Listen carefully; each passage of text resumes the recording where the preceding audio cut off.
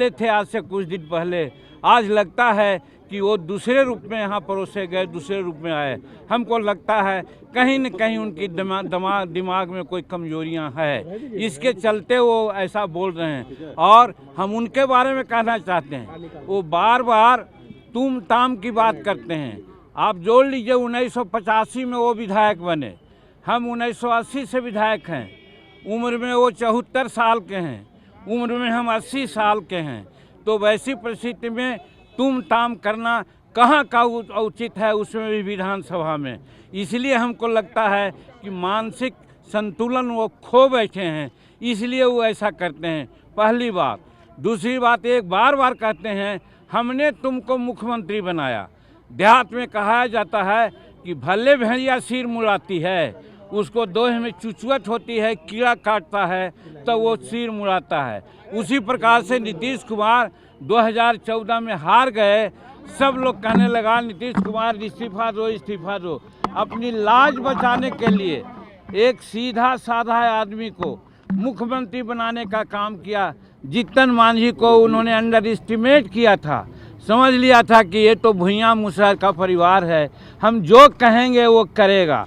आप लोग भी इसका गवाह हैं कि 2 महीना तक मुख्यमंत्री के रूप में उनकी बातें हमने कही। आप लोगों ने कहा कि जीतन मांझी रबर स्टैंप हैं, जीतन मांझी रिमोट से चल रहे हैं। सही बात है, हम आपको धन्यवाद देते हैं। आपकी इन बातों ने हमको प्रेरणा दी, और प्रेरणा के बाद हम जब काम करने लगे तो यही इनके चमचा लोग कहा, ए नीतीश बाबू, जीतन मांझी को आप बनाए थे कि जो कहिएगा सो करेगा, तो वैसा न करके राजहित में ऐसा ऐसा निर्णय ले रहा है। अगर 4-5 महीना रह गया आगे तो फिर आपको कुत्ता भी नहीं पूछेगा। निश्चित रूप में जीतन मांझी आगे का मुख्यमंत्री होगा। तब इसको हटाने के लिए इन्होंने क्या क्या नहीं किया। हमने इनको कहा कि आप फालतू इतना काम कर रहे हैं, इतना काम करने की ज़रूरतें नहीं है। 2005 में आपने हमको मंत्री बनाया था और लोगों ने कहा कि एक दागी मंत्री आ गया है, तो 4 घंटा के अंदर हमने इस्तीफा दे दिया था।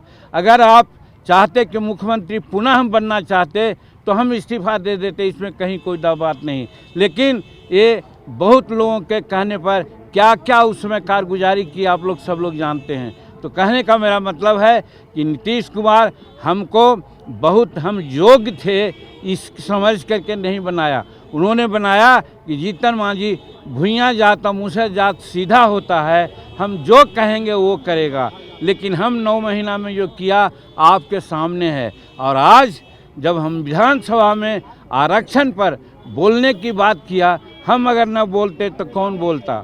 आज हम 43 वर्ष से यहाँ का सदस्य हैं, मुख्यमंत्री के पद पर रह करके और मंत्री पद पर रह करके, राज्य के पद पर रह करके, उप मंत्री के रह करके हमने जो अनुभव किया, अनुभव शेयर करना चाहते थे। और शेड्यूल कास्ट, शेड्यूल ट्राइब्स को उचित हक मिले, इसी के लिए हमने कहा कि आज 16% आरक्षण है।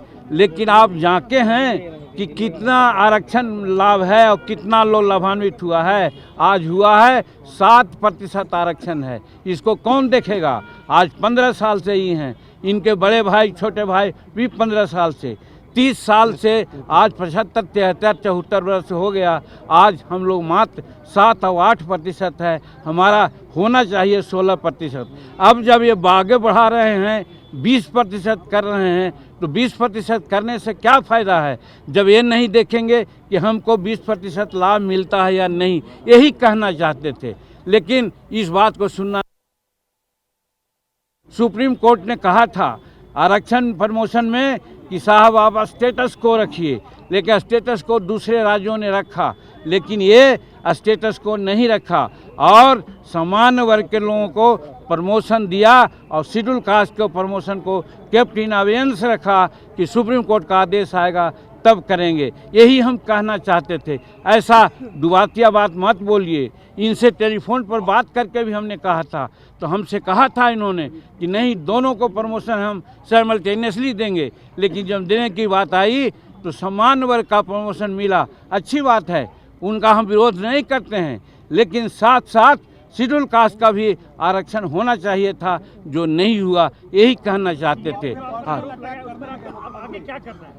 अब आगे आप लोगों के माध्यम से यही अनुरोध करना चाहते हैं कि इन सारी बातों को पब्लिक डोमेन में रखें। हम भी भारत सरकार के गृह मंत्रालय में या पर्सनल विभाग में या राज्य सरकार के अन्य राज्यपाल महोदय से मिलेंगे और कहेंगे कि ऐसे मुख्यमंत्री जिनका दिमाग लगता है कि अब कहीं दूसरे जगह चला गया है, इनको बर्खास्त कीजिए, यहाँ राष्ट्रपति शासन लगाइए, और ताकि यहाँ बिहार की जनता को लाभ मिले और न्याय मिले। यही आगे हम लोग करेंगे। हाँ, एक बात और ये बार बार कहते हैं, 2017 में यही नीतीश कुमार कहे थे, मांझी जी आप लोगों के बारे में सोचा गया है। उस समय एनडीए में थे, तो हमने कहा था कि हाँ हमारे बारे में सोचा गया है, मालूम है, हमको गवर्नर बनाया जा रहा है। हम गवर्नर के पद पर नहीं जाएंगे, कोल्ड स्टोरेज में नहीं जाएंगे, हम पब्लिक में रह करके लोगों से काम करेंगे। और हम जब नहीं बने तो आज सत्यदेव नारायण आर्य वहाँ के राज्यपाल 2 जगह बनाए गए। और आज की बात जहाँ तक है, बात कहीं उठती है, हम कहते हैं कि हम विधायक रहें न रहें, मेंबर पार्लियामेंट रहें न रहें, जब तक हमारे नस में एक बूंद भी खून है, पब्लिक से डायरेक्ट कांटेक्ट करके पब्लिक का सेवा करना चाहेंगे। हम राज्यपाल स्वप्न में भी नहीं सोचा है, हम राज्यपाल नहीं बनना चाहते हैं। ये लोग हमको ख्याली पुलाव या सब जवाब दिखलाना चाहते थे, अपने तरफ कहते थे आ जाओ मेरी पार्टी में आ जाओ। हम क्यों उनके पार्टी में जाते? हम हिंदुस्तानी अवाम मोर्चा सेकुलर बनाया है, गरीबों के लिए बनाया है, 34-35 निर्णय अपने मुख्यमंत्री काल में लिया है। इसको इन्होंने मर्सिलेसली कुछ नहीं देखा, सबको कैंसिल कर दिया। अगर वो आज रहता, लागू होता, तो आज बिहार की स्थिति आगे बढ़ती। आज ये फिजूल खर्ची में पड़े हुए हैं। बताइए, नया म्यूजियम हाउस से पुराना म्यूजियम हाउस में अंडरग्राउंड जो बनाया जा रहा है, 6000 करोड़ रुपया की क्या ज़रूरत थी। और दूसरी बात ये हम कहना चाहते हैं कि आज पैसा है तो आज गरीबों को जो 60 वर्ष 70 वर्ष गुजार दिया, उनको पेंशन देना चाहिए। अगल बगल के लोगों को 1000 रुपया, 1500 रुपया और 2000 पेंशन मिलता है। यहाँ 200 रुपया पेंशन मिलता था, जिसको 200 हम बढ़ाया, 400 रुपया मिलता है। उससे कोई फायदा होने को है क्या? उसी पर नहीं, हमको दया आ रही है उनके दिमागी की स्थिति को देख करके, कि जो आदमी 15 साल 18 साल मुख्यमंत्री बिहार के रहने का काम किया, आज इस स्थिति में आ गए कि अपने अस्तित्व को भी वो न समझ रहे हैं। और कल ही 3 दिन पहले 2 दिन पहले महिलाओं के बारे में क्या कहा, समूचे दुनिया थू थू कर रही है। यही आप समझ सकते हैं कि इनका दिमागी की स्थिति क्या है।